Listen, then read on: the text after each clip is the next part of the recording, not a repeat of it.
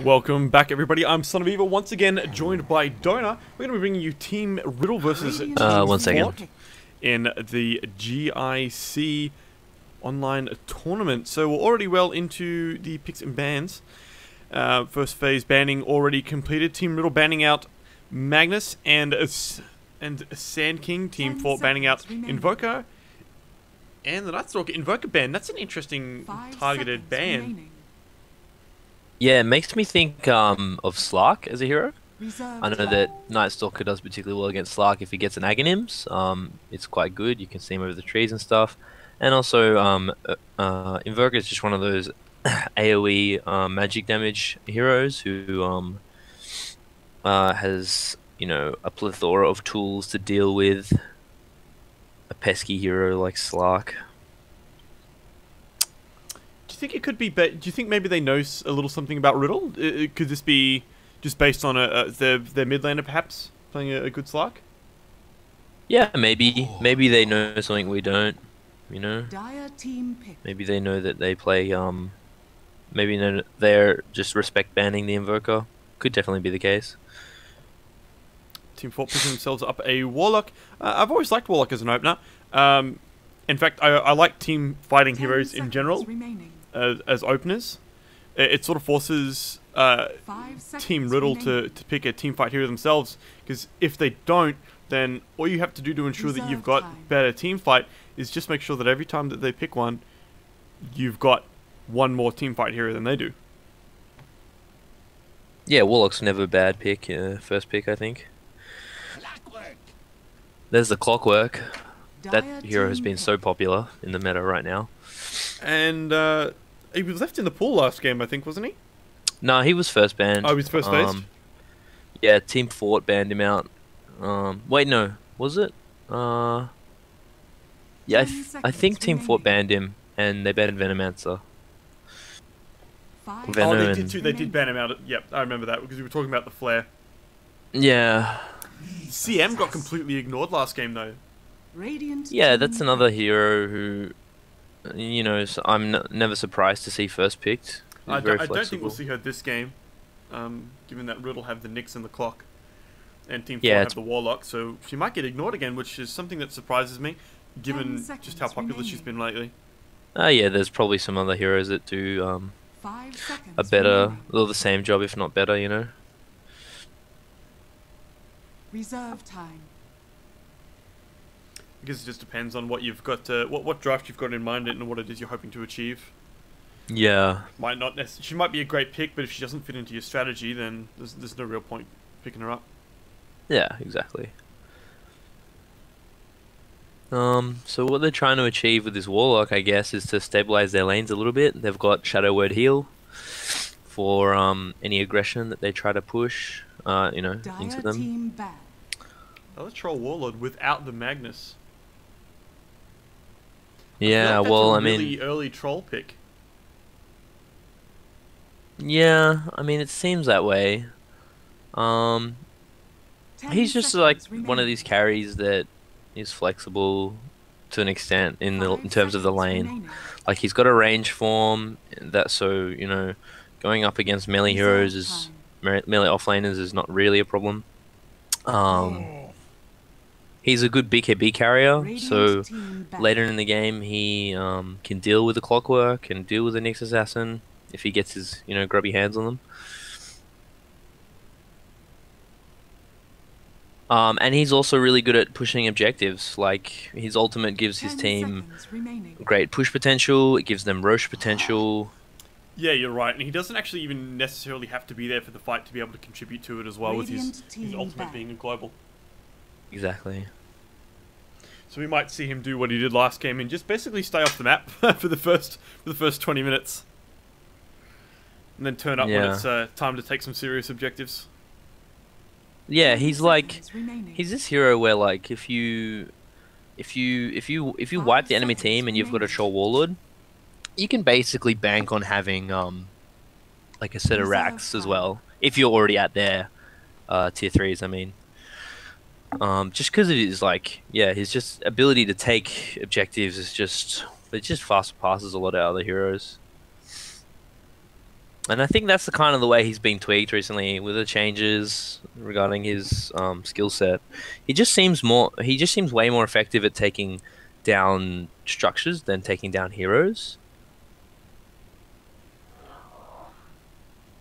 The problem is with Troll this early is that I'm worried that Team Riddle can just counter it with just like heroes who can kite, basically.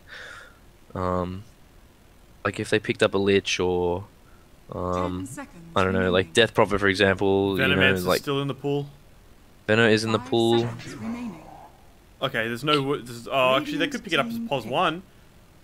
Yeah, they could do a utility core, sort of a core Venom. I'm kind of convinced that one of these heroes is already a core, whether it's the Nyx or the Clockwork. Not sure, but 10 I seconds I remaining. highly doubt that it would be like just a 2-core lineup. 5 seconds remaining. The problem I already see with their draft though is that they don't have any right clickers. And here's Team Forte with the Earthshaker again. They seem to like that hero. Yeah, both the Troll and the Earthshaker have been featured in both games. Yeah, I think Earthshaker is really solid. Like he's great roamer, got stuns, Radiant team pick. got like he's got decent late game as well with a blink dagger and some scaling spell like in Enchant Totem. That scales a bit. It's pretty nice with his strength gain. 10 seconds remaining. But then yeah, Queen of Pain, like they're kind of lacking lockdown right now. Like I think 5 seconds remaining. the biggest threat of Team Riddle's draft right now is that they have a lot of Reserve snowball time. potential. So like if they run over the lanes and if they take out, if they take the mid game like fights really well, then I mean, Team Fort could be on the high ground. Defending high ground with a troll's not really easy. Ooh, Viper. Dire team back. That's certainly a nice way to answer the Queen of Pain pick. Yep. I wouldn't want to be. You just know that their mid lane is just face palmed. God damn it. Yeah, that matchup is never fun for Queen of Pain. 10 seconds remaining. Yeah, I Or think any if you hero. get a point in corrosive, and she probably takes more damage 5 from Shadow seconds Strike than you do. Yeah, I would expect that Viper's going to win the mid lane here, Reserve with or without time. rotations. Like, Now, bear with me for a second. So, I mentioned Venomancer earlier. If Team Riddle pick up a Venomancer, how are Team Forte gonna fight into that before? Well, even with a Blink Dagger. well, I mean, I think if that was the case, then Team Fort's position, I believe, should be probably just to focus on the like the Jakiro if they can, or the Clockwork first, and just try and get pickoffs, and then just split the map up and just take as much resources as they can, so that they can out carry. I mean, Viper's not terrible against the Venomancer lineup because he can certainly deal with the Plague Wards to an extent. But you're kind of right. Like, if they did pick a Veno, they'd have to play a much slower paced game, I think, because it's just fighting into a Venomancer is really hard. Especially Venomancer with like a max 10 Plague Wards seconds build. remaining. I think I mentioned earlier, like I did that last night, and at like 20 minutes, 5 we'd lost seconds all of our remaining. outer towers. Our Blink heroes couldn't really. I was playing Batrider. Reserve Yeah. time. He does really well against high mobility heroes and Blink heroes, or Blink Dagger heroes. Radiant But I think they need to team carry. Like, if Team Riddle drafted Venomancer, they'd be at risk of not having any really strong push. Yeah, it would Like- be a bit all in. Yeah, exactly. And that's a pretty Dire safe. team pick. That's a pretty safe pick, Darkseer. Like, stops Yeah, him from it's- getting any melee. Stops him, going for like a jug or a Sven without being punished. And like, if that's a support Nyx or a 10 support seconds Clock, well, remaining. they're gonna have trouble because to harass the Darkseer, they have to be in 5 melee seconds range. remaining. Yeah, he's. He's I got think, Iron Shell. Yeah, I think Clockwork takes more damage. Ranger. Drow, I like that a lot actually. Yeah, that I pulls think- everything together. Yeah, exactly. It gives Quap an edge on the mid lane. It gives them a potential to like really snowball hard. Like, now, yeah, my only worry now is like, how do they stop like troll like just smacking Drow? Like with a surge from Darkseer, I guess, like in the team fights. And how do they I don't know, how do they initiate? I guess they got the Clockwork and Nyx. Mm. We'll see how it develops, but yeah, This- this is a bit of a weird one. Could this be a good game for a Blink on Troll Warlord? Yeah, yeah, it could be. Just because they've got that Queen of Pain to chase 10 seconds and remaining. to get on top of the Drow. I wouldn't be surprised to see a Shadow Blade though. 5 seconds remaining. I think Shadow Blade's pretty common for Troll Warlord.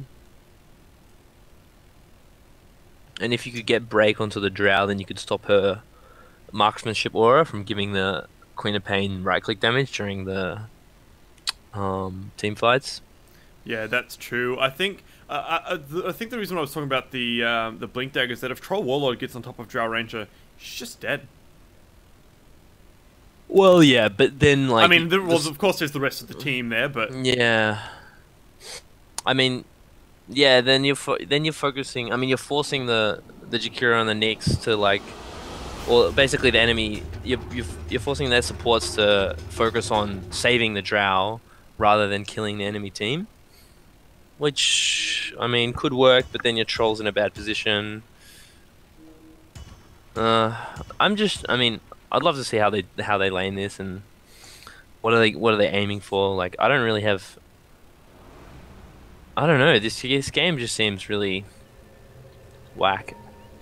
all right. So who's your pick based on draft? I'm gonna go with. With the Fort Boys again. I'm gonna go with our boys Fort. Yeah, I mean, yeah, I kind of agree. I think they have better late game. And they have better team fight. I think honestly, with Vacuum and with Darkseer and Warlock, two really strong team fighters. Earthshaker as well. Yeah, wouldn't be surprised if they come out on top. All right, so that's 2 for Fort. Yeah, 2 for Fort. They just scouted that ward as well. Yeah. Fort, unfortunately, going to lose that in mid. They have a sentry ward on Clockwork, so he's probably going to rotate 30 around and seconds to battle. Might leave it for the Queen of Queen of Pain. Pain? Yeah, rather than eat one of her branches, she could eat that a little later. yeah, that wouldn't be bad. I did that again. Did that the other day. Spotted out an observer ward, and I just left it there for a couple of minutes until I needed to eat something, eat a tango. And then, yeah, like it's certainly not if you know it's there, then it's not really serving a purpose. Like, yeah, as long can as you're just playing dodge it. around it, like it's okay. It's like it's not the end of the world. It's not going to give Viper a huge advantage. Like he's probably not even going to go for the uphill, poison attacks. I think it's that there way you just like basically. give away it's there. I think it's basically there to scout the Clockwork, because I think what they're doing is they're expecting a pos 4 clock, which just seems like that's what he's doing. Yeah, I got They Nick wanna in that offlane on his own right now. Yeah, they want to catch these the Darkseer with the supports at top in the trees, and get a first blood on Darkseer. Which, well, yeah, it seems viable. He doesn't have his surge, so he's already in trouble with battery assault going and the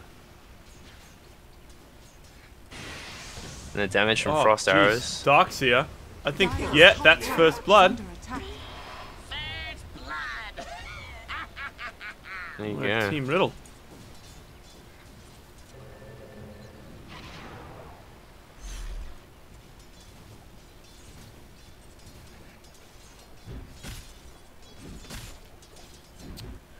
So one thing we haven't done yet is we haven't introduced the players. So let's go around and have a look. So on Queen of Pain being played by AWM, that offlane Nyx, we have. We just call him DNX. That's the first 3. DNX XB ZFB. Thank you very much for your name. That's awesome. Over playing the position 4 Clockwork, we have Mo. On our Pos 1 Drown Ranger, we have Fuck Dota 2 updates. And Windchaser on Jakiro. Over to Fort Boys. We have Ningy on the Troll Warlord. In the mid lane we have Rain. And then unfortunately the rest of the players all have names in Mandarin that I can't pronounce.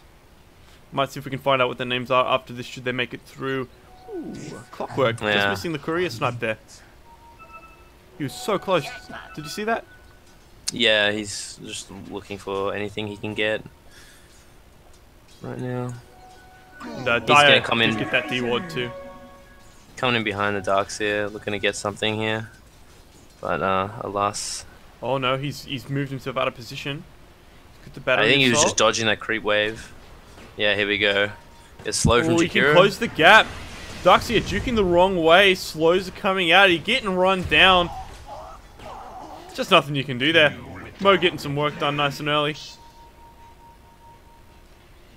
Yeah, his he used his surge really early, unfortunately, and almost sort of closed the lid on himself. Yeah, because what was the didn't purpose have of the that surge? cooldown. What was he trying to achieve with that? I mean, I think maybe he was just a bit of a panic. Like, he saw Clockwork rotating and thought he had to get back instantly, but then he thought, oh, no, I'm Is he okay. going for it again? No, he spotted out. He's got the Observer Ward. He's going to play safe. Yeah. See, he should have seen that the first time. I'm surprised that he got killed there at all. I think he did see it, but he just sort of misjudged how safe he was in that forward position. Or rather, how dangerous it was. Oh, so that's what the Immortal looks like for the new Immortal for Viper. That's kind of cool. Yeah, it changes his poison attack. How did you feel about the Immortal 3? I was actually a little bit disappointed. I don't think I've opened any Immortal 3s yet. I think I have some. Yeah, I've got like 7 or something waiting to be opened, so... Yeah, I had 8, so I did manage to get all of the different sets, but I all items, not sets. But when I looked at it, I was like, you know what? I don't really care for these. I mean, none of these are really heroes that I play, so whatever I get, I'll be happy. I don't know. I guess the Sanking one would be nice. This is weird. It looks like he's got some sort of like just throbbing pincer thing, kind of like a heart or something. I don't know. It confuses me. Yeah. I guess I don't know. They're going for something really niche.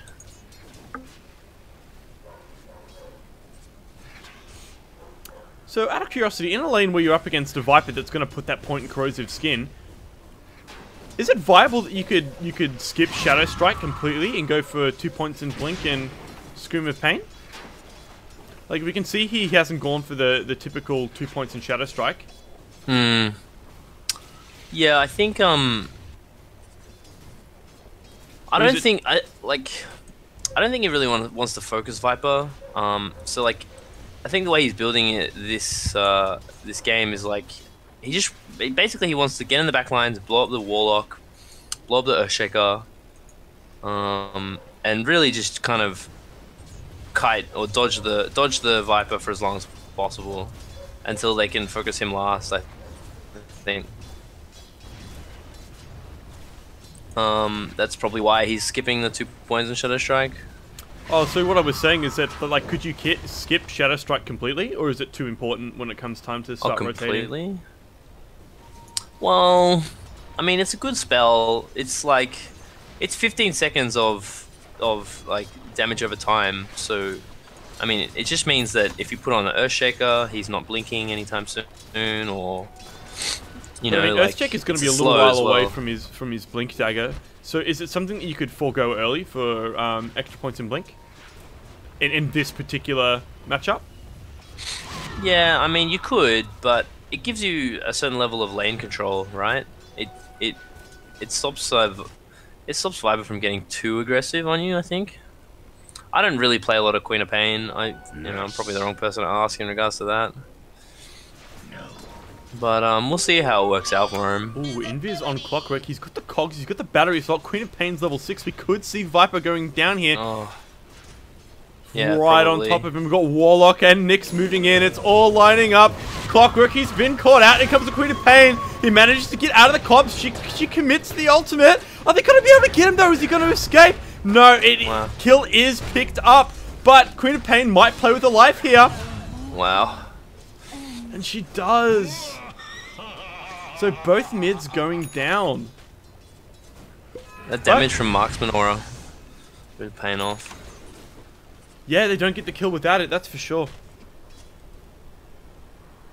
Dire's bottom tower is under attack. Queen of Pain foregoing Gust for the 2 points in Frost Arrows, maxing Precision Aura, and she's just hit level 6 as well, so this is going to be the first little power spike for... Yeah, you said Queen of Pain though, I think you mean Drow. I did mean Drow, yeah, thank you. Excuse me.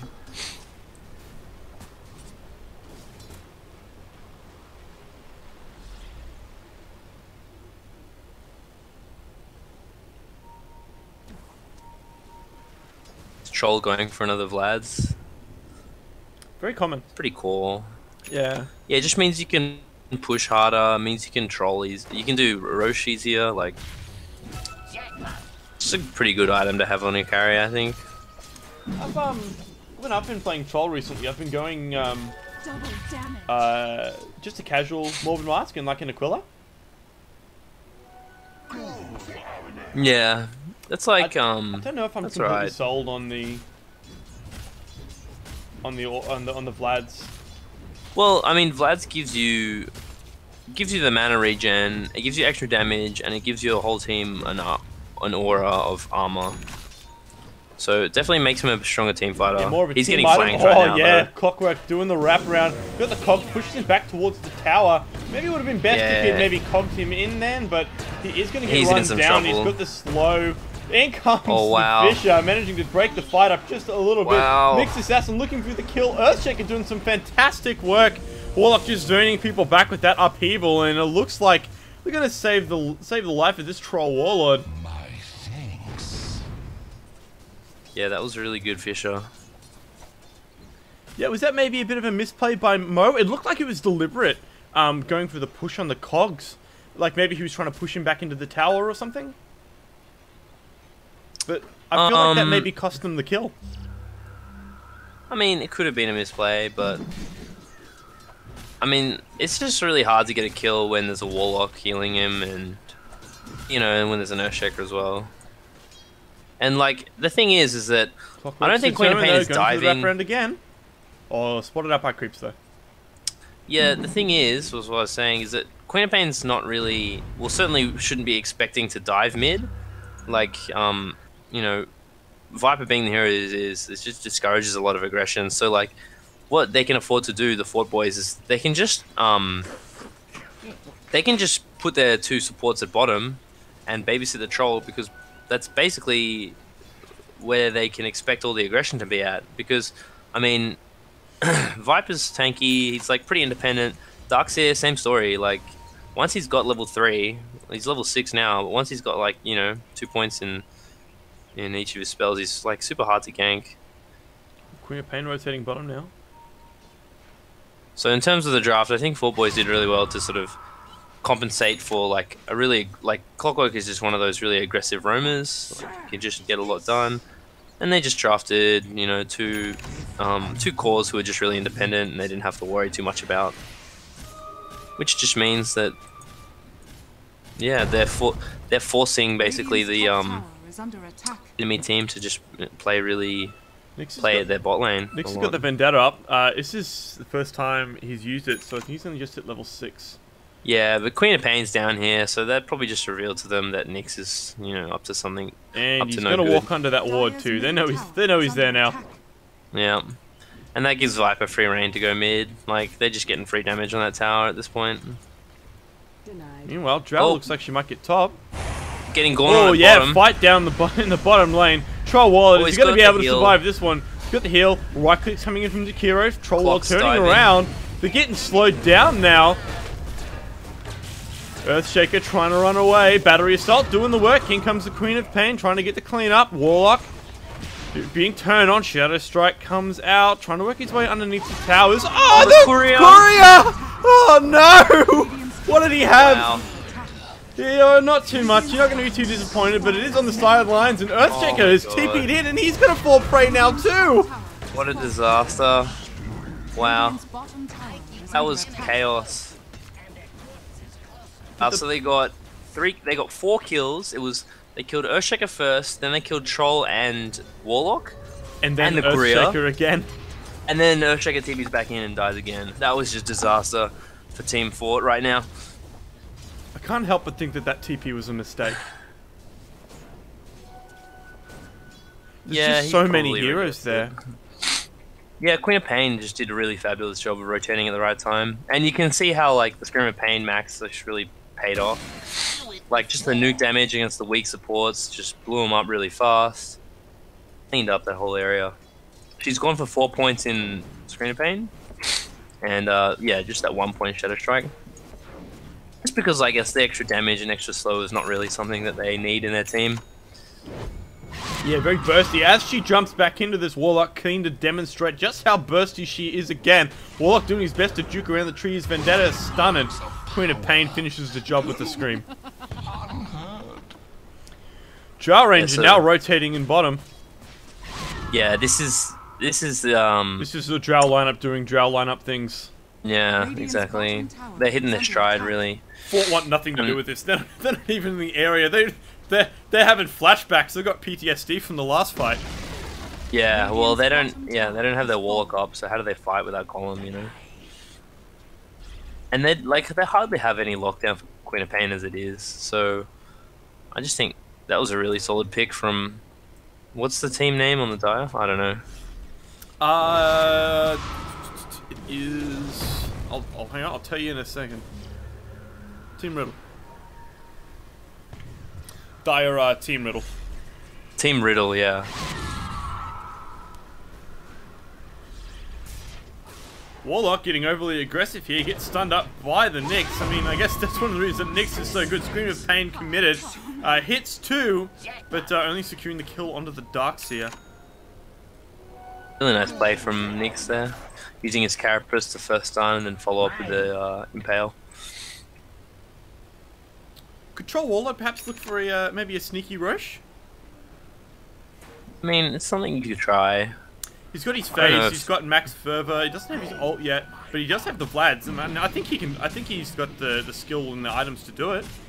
I would argue that he needs a damage item first. Like, he's going for a Yasha. I'd say at least get the Yasha out so you have some extra armor and extra damage. Trouble with it is, like, you can get bashed, and typically, like, Vlad's doesn't give you enough lifesteal to, like, stay healthy without a damage item. So you're at risk of getting picked off while you're doing it. Looks like the Fort guys understand that they're a bit behind here. They're prioritizing the farm in the levels of this Earthshaker, who's still only level 4 at 15 minutes. Yeah, I think they're probably going to lose this mid tower. They have Golem though, so they can definitely contest with a team fight. I think it'll be hard. I hope the Fort Boys aren't too discouraged at the moment. I mean, because realistically, like this is what the draft is meant to do. I think what they want to do is they just want to distract mid for as long as possible, so the Troll has some space to go top. But with the Clockwork playing off the map and the Nyx as well, I mean, he's just scared. He's way too afraid. Looks like the tower's gonna go down. They're gonna be able to get the Yeah, deny. Clockwork, they're gonna good shot dive. in. They've found the Warlock. Is he not gonna be able to get the goal? And Zombie goes down. Oh no! Viper's next on the chopping block. Battery Assault gets the ultimate off. He's going to be able to pick up the kill on the Nyx. He is. And Queen of Chase is Pain on for chasing Earthshaker. down the Earthshaker. Gets the stun off. He's got the enchant totem, but that's a hasted Queen of Pain. And Clock trying to snipe the kill just misses out. Yeah, there's just no way that they're like really taking a good fight there. Like they didn't have detection for the Nyx behind the tower. Like Clockwork is just sitting on their high ground. They have no idea.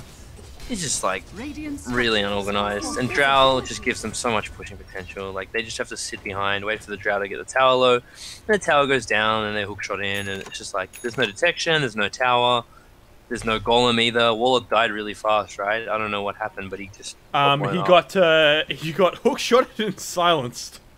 Yeah, He so survived that's not good. through the hook shot, but the silence lasted long enough that he wasn't able to get the chaotic offering out, which was something I thought was really well played. Like, Team Riddle knew who they needed to focus down in that fight. Like, they knew that the key to... I think they might have won the fight even with the Golem, but they knew the key to just absolutely securing that fight.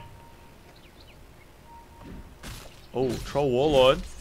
Nyx Assassin's right on top of him. He's in the area. They've found the Queen of Pain. She's able to blink out. Jakiro, not quite. That's a really good Macropire.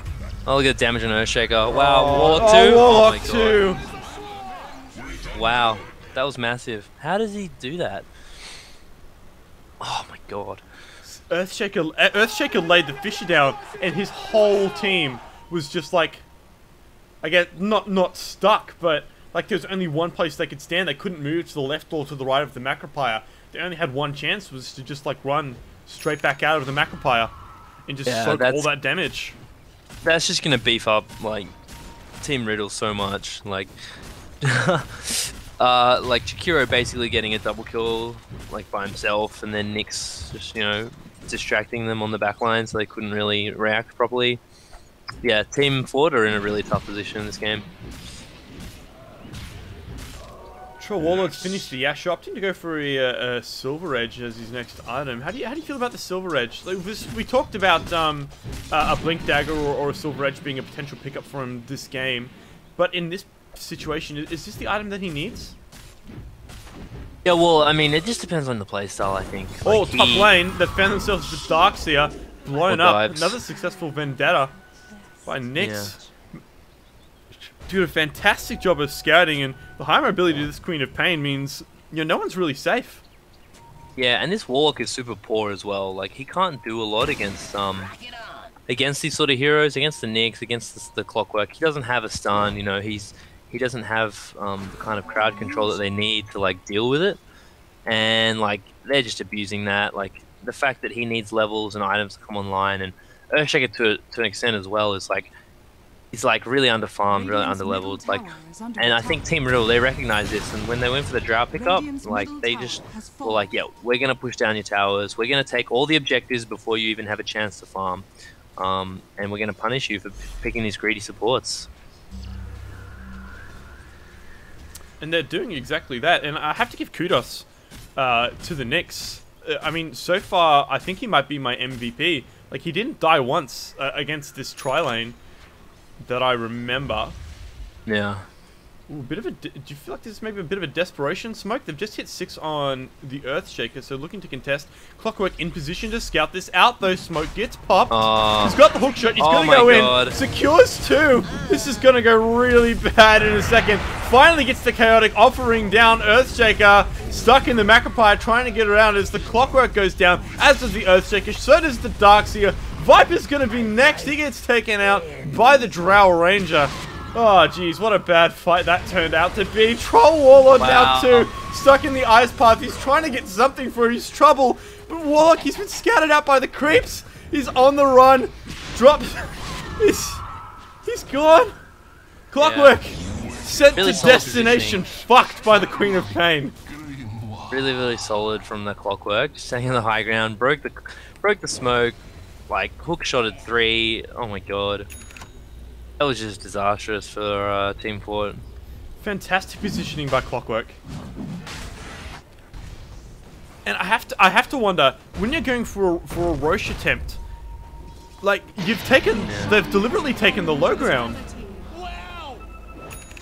Yeah, you're right. Like, why did they run from the low ground and not the high ground? Like, they smoked up over here, like away from the wards, and then they went through the low ground. Like, that situation goes a whole lot better if they see the Clockwork. Like, they can initiate on him, they can get a Fisher, Viper blows them up really quickly, and then maybe they lose the Roche in that time. I mean, it was pretty low by the time, but maybe they don't lose the whole fight and they get something for it. They stall out.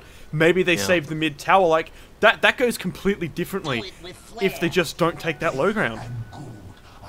Yeah, the problem now is that Drow's getting really tanky. She's got a Dragonlance and a Sanjin Yash already. Oh no, Troll Warlord. Nyx has found you again. He's patient. Oh, he's gonna get... He's trying to check out the trees. He's got an idea, but there's this stun. Queen of Pain blinks in. Troll Warlord Good night. Queen of Pain has just put you to sleep. Yeah. Just taking a dirt nap. Yeah. The kill's actually going to the Jakiro though, so like the spots on the die side are just so like they're sitting so nice, you know, like Clock's on his way to a 4-staff. Jakiro's like very happy sitting with wards and a wand and already a 4-staff, like struggling to see how Team Forte are going to get back in this game. Like, you have to hit the wombo, don't you? At this point, yeah, like I think you've got to get vacuum into Echo Slam, Chains. into Chaotic Offering with chains. You need that for Fatal Bonds as well, yeah. And Warlock is so dirt poor, like he can't even afford a range drop at this moment. 737 net worth total. He's got And Drow boots, just, 2 clarities, and a magic stick. And look at this tower, like Drow's just hitting at 10 seconds, it's already half health. And what can they do? Like, they can't really stop it. Clockwork is ready to hook shot on the top side. Earthshaker doesn't have his blink. This is the kind of pressure that they want to be applying. Like, this team on the die side, just really know, like they really know the window that they should be aiming for with the Drow and the Queen of Pain. Like, and the Jakiro just makes the tower siege so much easier. Look at that. Radiant's bottom tower has fallen. You know, claim their prize and back off. You know, something that surprised me is that the net worth graph isn't as bad as I might have expected, given like the kill score is 4 and 22. It's almost a complete shutout. They've got almost all of the outer towers as well, and they've got the Trolls. Troll Wallet again! Yeah. Oh, come on, guys. Leave him alone. He just wants to farm. Oh, no. There's the Darkseer too. It's looking pretty one-sided at this point. And like you said, the gold graph is not that, like it's a 14k difference. Like it's not that much. It's really, I don't know. It's just like the way that their team fight is constructed. Like they can just sit behind. They could just sit behind the Drow and have the Drow hitting an objective and the Clockwork covering him from the side, and what can they do really? Earthshake, he's got the Echo Slam. See if he's going to go in. Macropire and his own Fisher stopping him from being able to get into the fight. Viper working away on the Nixus Ashen, but 4-staff out's going to get him back out of the fight. Siege starting again now from the Drow and the Queen of Pain. Shadow Strike's going to stop Earthshake from being able to make any real swift initiations. Queen of Pain blinking back out. Just looking to play it safe. You know, they don't have to take this tower in one big push. Chaotic Offering's on cooldown now. You know, you can look to re-engage. Looks like they just want their shrines though. Yeah, like they can. Interesting enough, one thing that they can look to for a bit of respite is Earthshaker. Super close to that blink dagger. Done well not to die in these past few engagements. You can see he's still playing really scared. Like, yeah, he does. He's not even going for that last hit. They have a Nyx, you know, they have a Clockwork. Troll Warlord's farming the enemy jungle. Yep. Oh no, but do they know? Do they know he's going to be in the area? Well, they're going to see him on this creep wave anyway. Who's that? And Clockwork's got the hook shot. He's going to go for the blind one. Let's see if they might go for something. Oh my god. Go for it? Is he going to get it? Oh no. Close. I'm not sure he saw him with that rocket flare. No, he didn't. He was just out of range. Yeah, so they're just gearing up to push top now, I think, and I mean, ideally, like they just get another Axe or at least another tier 3, and then do they still have the Aegis? They picked up the Aegis, right? What did they? Savage ranked. I think it got used. You know, but they could just do the last. Wait, I do remember the Roach going down. I don't remember who grabbed it. Who picked that up? Yeah, I forget. But regardless, like it got used. Yeah, like, they could just anymore. Yeah, they could just take these shrines, like was Queen of slowly, Pain. like tie the map up, like stop the Radiant from doing smoke anything. comes out, big Echo Slam. They get what they need. They're doing it. Wow, all 2 cores down. Jakiro's in trouble now. Blade Mail on the Viper. They pick it up, and that's the wombo combo that they needed. Yeah, that was only massive. Nick surviving, trying to get away. He's got the 4-staff and the blink daggers, so he's probably going to be just fine. What a brilliant smoke play. And just like that, they've brought themselves back into the game. It's gone from about a Yeah. 17,000 net worth lead. That just brought them back 7k in net worth. That's enormous. Just like that, they're back in the game. And that's what we talked about, wasn't it? That they just needed to hit that wombo combo. Yeah. They definitely did it well. Like, that smoke was pretty ingenious. Like, they just smoked up right on the left side of the trees, and then as soon as they saw them, just got an easy kill. Clockwork found Troll again, though, in the bottom jungle on the right-hand side. Unfortunately, they don't have any detection, though. And there's the Shutterblade pickup paying off, you know? That's it, saving him some of that net worth that he's only just earned for himself. Actually, was he in that fight? I think he was. I don't remember seeing him, though. I don't think I saw him. Yeah, he might have been just across the map a little way. Maybe I was thinking maybe towards the Ancients. Maybe I'm not sure. Actually, based on current net worth, that was nearly a 10k. Like from that fight to now, was nearly a 10k net worth swing. So he's only showing a 9k advantage to the Dire right now. Yeah, it's still really tight. Like Troll, I mean Drow's at the top, and then like Viper's right behind Queen of Pain, and then Troll, and then Nyx, and then Darkseer. And then it's like the supports, like Warlock is just at the bottom, like rock bottom, 1800 net worth, 1900. Yeah, and then he tripled his net worth off that last fight. Yeah. Wow. I don't even think he lived through it, unfortunately. Or did he? Did he live through it? No, I think he did. Yeah, I think he lived, because they wiped out 4 heroes right at the beginning, and then just, you know, cleaned them up. Dire's top tower Fatal is Bonds, under though, what a attack. spell. They didn't even commit the Chaotic Offering. So they've got it for this fight. Echo Slam, back off cooldown in a couple of seconds. They got to be really coordinated to pull this off, though. That's the thing. And look at the Yeah. spread that, like, look at the spread Team Riddle's doing. Like, Yeah, it's really like, hard to initiate on that. They have learned, I think. Well, here's the thing. Like, this is a really challenging spot for Team Riddle, because, like, if they can't force an objective right now, like, Dire's top this is tower kind of a under power attack. pick for them. They've got BKB on Drow. Like, they basically should be taking an objective, and if they can't here, then I question whether or not they'll be able to continue fighting into the late game. Well, Blink Dagger on Darkseer as well. That looks like a pretty decent vacuum morph. He hits it, but the Clockwork jumps in first, gets the preemptive initiation. Chaotic Offering gets dropped down. Nyx gets the Ravage off onto it too. Queen of Pain drops the ultimate. Clockwork down, but the ultimate's down. Who cares about the Clockwork right now? They're looking for some kills, chasing him comes down. the Drow looks Earthshaker. like she's going to be the code. Echo Slam comes in, hits 3, nearly kills the Jakiro. Fisher just missing. I think they're going to be able to grab the Nyx Assassin, though. Viper being worked down. Drow Oh, and he's now next. Buyback on the Troll Warlord. Viper down. Drow, keep you safe. Troll Warlord looking for an opening. They played that extremely well. He's going to go in. Is he going to be able to find anyone? He gets pushed back. He's just getting pushed around. He does not have his BKB. It's Oh, not he's really just going to good. get controlled and taken down. And Oh, wow. that might be it. Warlord's going to be next. Buyback from the Darkseer. They're looking to take this one right to the limit, I think. Your bottom barracks has fallen. That was a really good initiation from Clockwork as well. They started right on the that's the Darkseer. GG call. He hookshotted right onto the Darkseer, and meant that the Darkseer couldn't blink, couldn't get his vacuum off. It means that the whole wombo combo is basically disrupted. Like, no vacuum means that the golem is a lot less likely to hit multiple heroes. It means that the Fatal Bonds is not hitting multiple heroes. Also means that, like, the Earthshaker and his blink is a lot less damaging, because they can't get the extra damage from Fatal Bonds. It also means, like, there's less heroes and units that are grouped. Like, that was just really, really well played. And then all they did was basically kite them around.